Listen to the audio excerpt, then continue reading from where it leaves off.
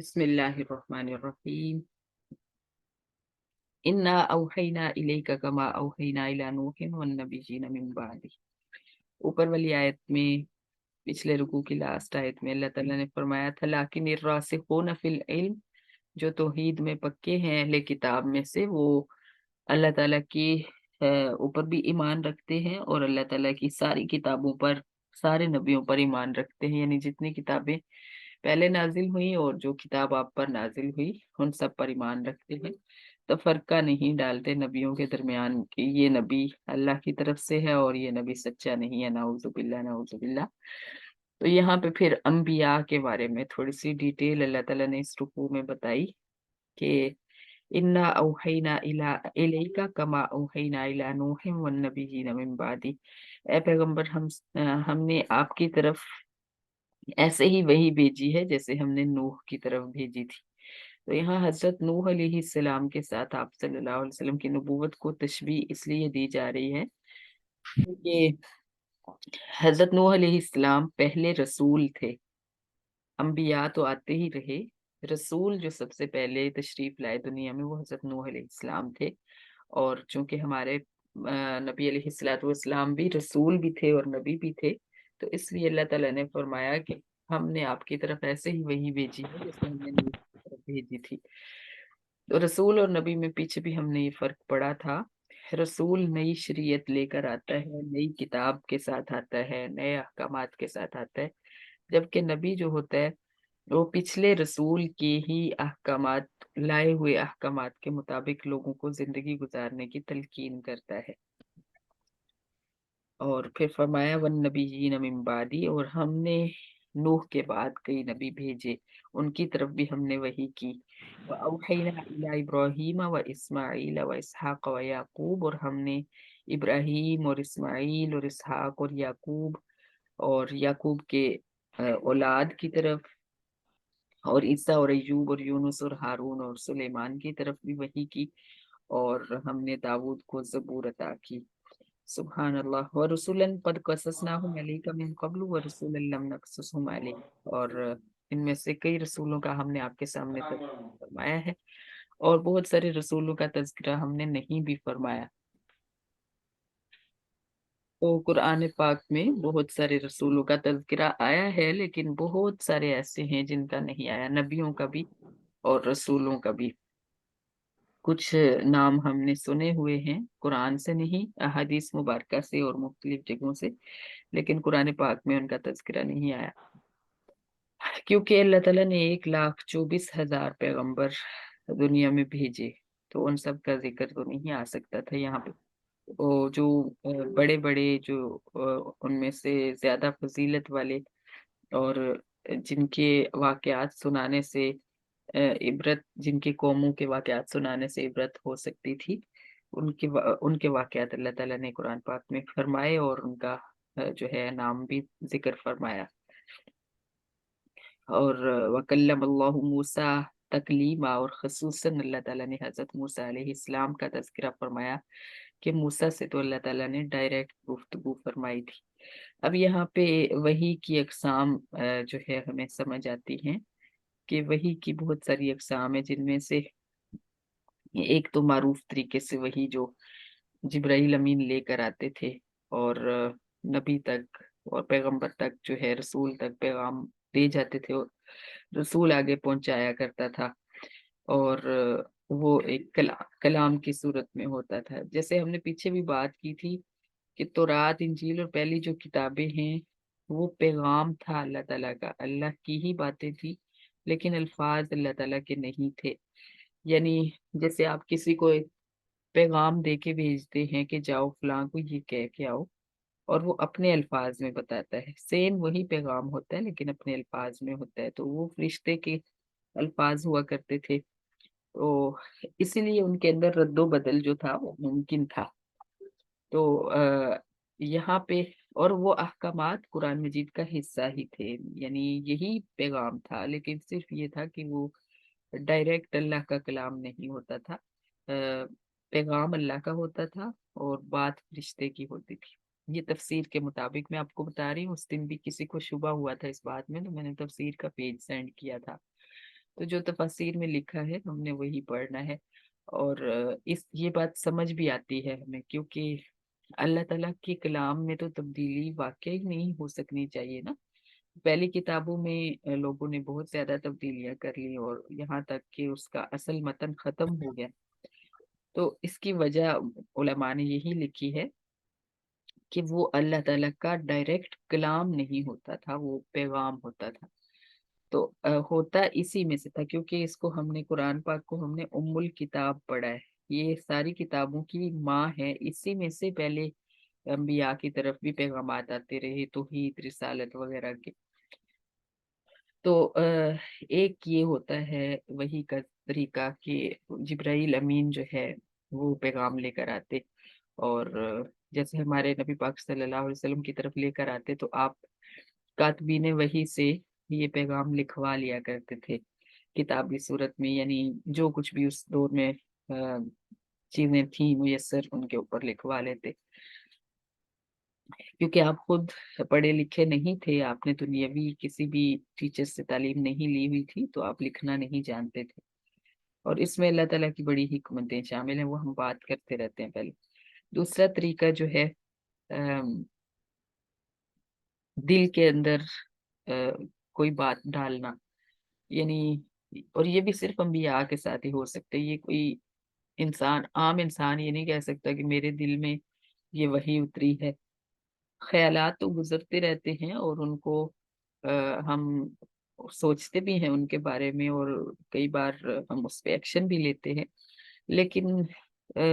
ہم یہ نہیں کہہ سکتے کہ یہ اللہ کی طرف سے وحی آئی ہے اور یہی ہوگا جو مجھے پتا چلا ہے، مجھے خیال آیا ہے۔ تو جو انبیاء کو خیالات آتے تھے وہ وہی ہوا کرتے تھے، اور جیسے نبی پاک صلی اللہ علیہ وسلم کی جو احادیث مبارکہ ہیں ان کو بھی وہی خفی کہا جاتا ہے،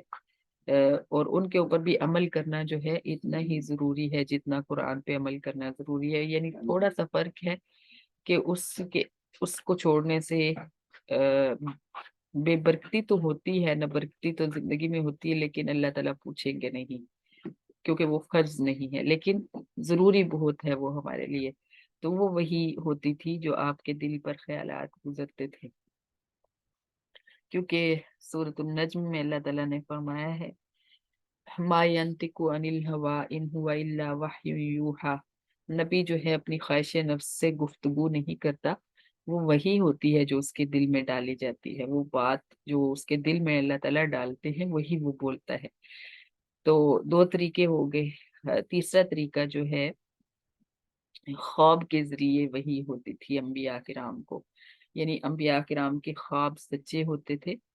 اور جیسے اس کی مثال ہمارے سامنے حضرت ابراہیم علیہ السلام کا خواب ہے، جو انہوں نے دیکھا کہ میں حضرت اسماعیل کو اپنے بیٹے کو ذبح کر رہا ہوں،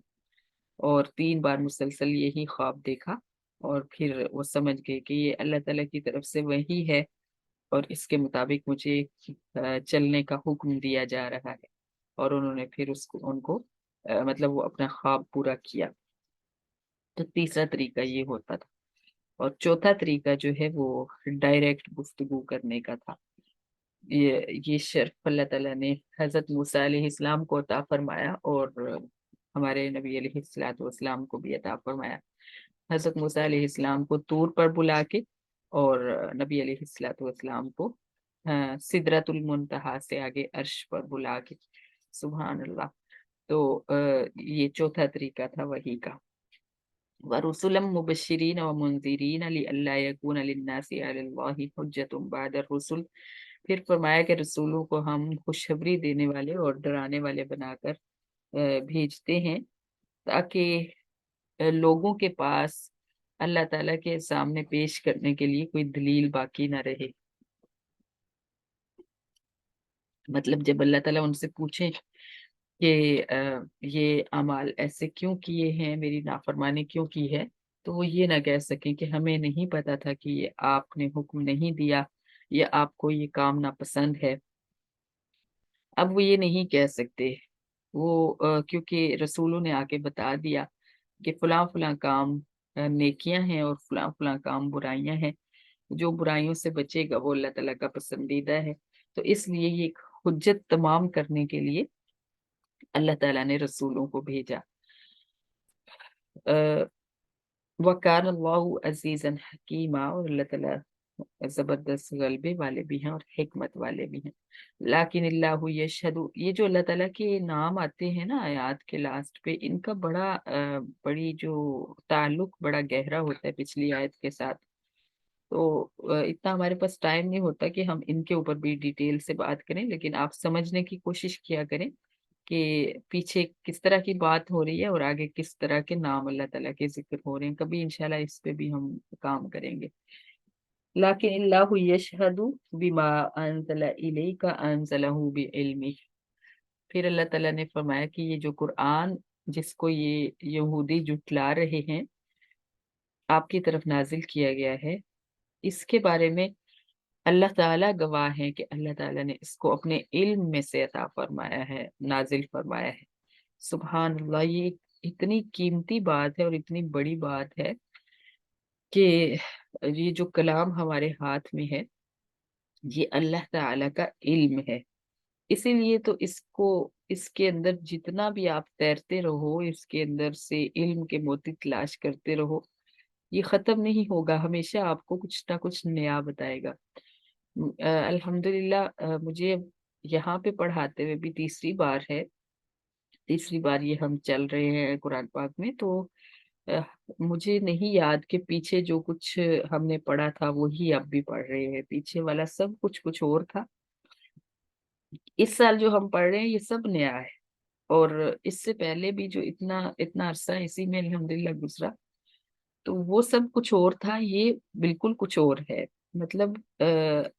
انسان سوچ بھی نہیں سکتا کہ ایک ہی کتاب، ہم اگر کسی رائٹر کی کتاب، دنیاوی کسی انسان کی کتاب پڑھتے ہیں نا، تو ایک دفعہ پڑھنے کے بعد ہمیں آگے کا سارا پتہ چل جاتا ہے کہ آپ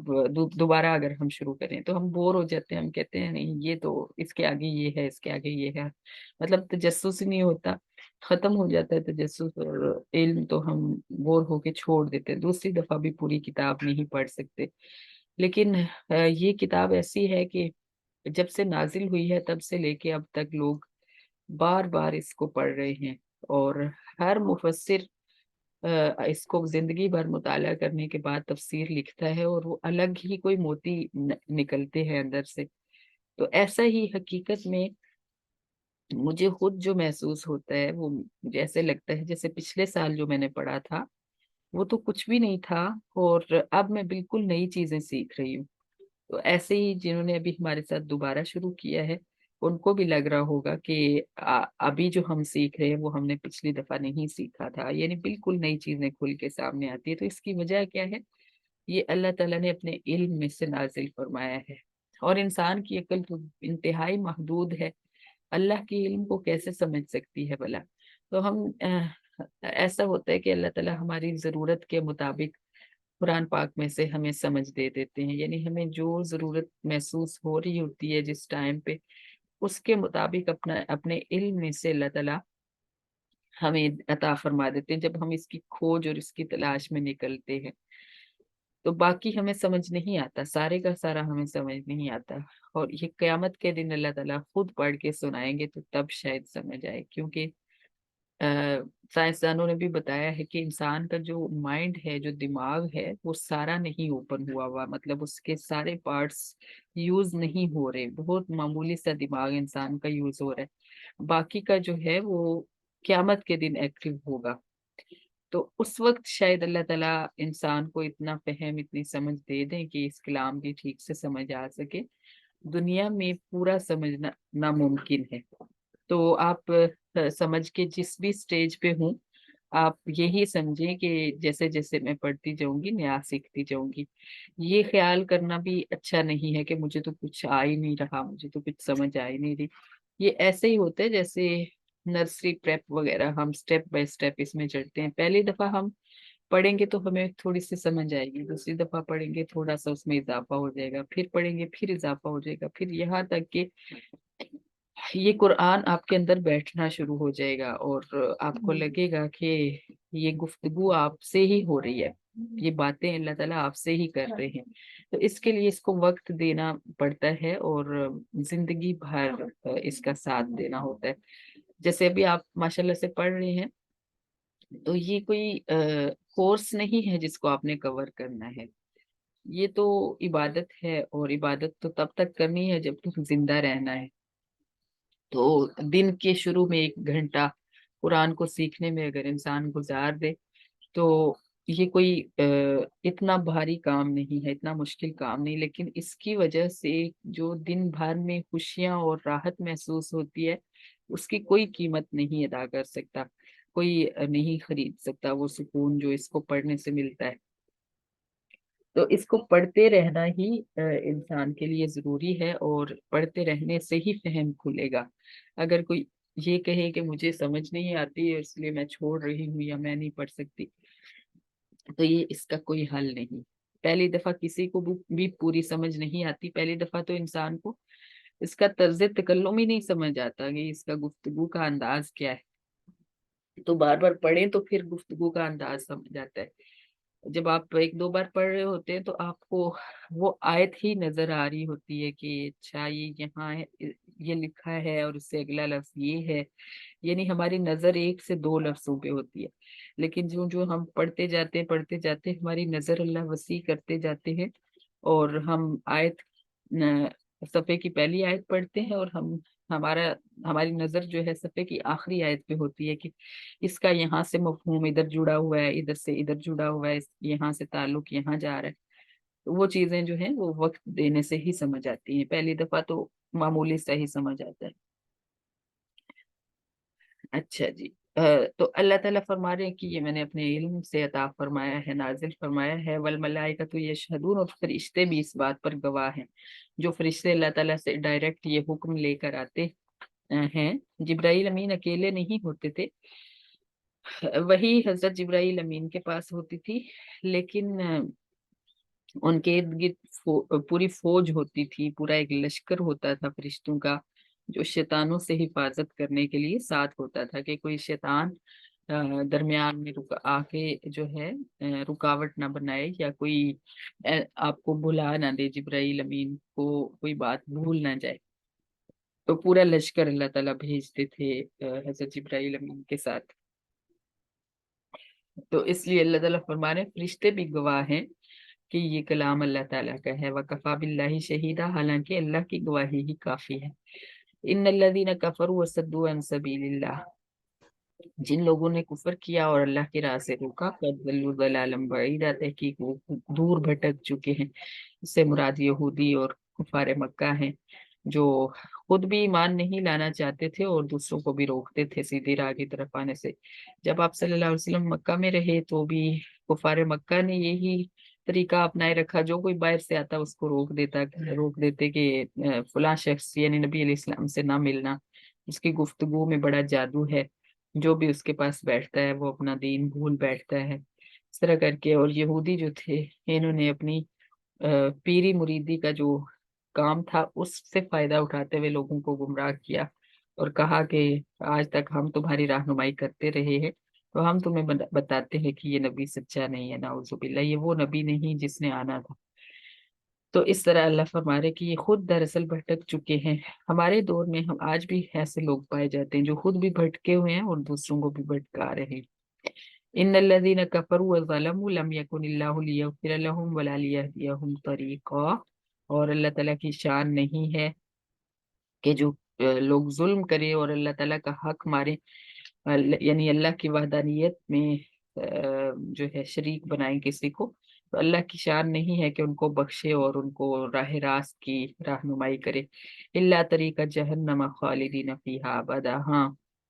اللہ ان کو جہنم کے راستے کی طرف چلائے گا اور وہ ہمیشہ ہمیشہ اس پر رہیں گے۔ وَكَانَ ذَلِكَ عَلَى اللَّهِ يَسِيرًا، اور یہ کام اللہ تعالیٰ کے لیے آسان ہے۔ یا ایھا الناس قد جاءکم الرسول بالحق، پھر ایمان والوں کو جو ہے مخاطب تمام لوگوں کو مخاطب فرمایا، جس میں خاص طور پہ اہل کتاب یہودی اور عیسائی تھے، کہ اے تمام لوگوں तुम्हारे पास रसूल जो है हक लेकर आया है, मिर रब्बिकुम, तुम्हारे रब की तरफ से है ये, फआमिनु खैरुल लकुम, लिहाजा इस पर ईमान ले आओ तो तुम्हारे लिए बेहतर होगा। इन तकफुरु फइन्ना लिल्लाहि मा फिस समावाति वल अर्ज़, और अगर तुम इनकार कर दोगे तो अल्लाह को फर्क नहीं पड़ता, क्योंकि आसमान जमीन में जो कुछ है वो तो सारे का सारा उसी का है, तुम्हारे इनकार से क्या होने वाला है। वकान अल्लाहु अलीमन हकीमा, और अल्लाह ताला इल्म वाले और हिकमत वाले हैं। या अहलल किताब ला तगलू फी दीनिकुम वला तकूलू अलल्लाहि इल्लल हक, फिर अहले किताब को मुखातिब फरमाया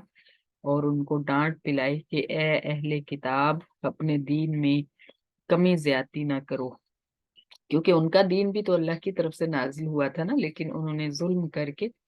उसको तब्दील करके उसकी असल हालत बिल्कुल खत्म कर दी, मसख कर दी थी। तो अल्लाह ताला फरमा रहे हैं कि इसके अंदर कमी ज्यादती मत करो। वला तक़ूलू अलल्लाहि इल्लल हक़, और अल्लाह ताला पर झूठ मत बांधा करो, बोहतान मत लगाया करो, मगर सच्ची सच्ची बात किया करो। बोहतान क्या था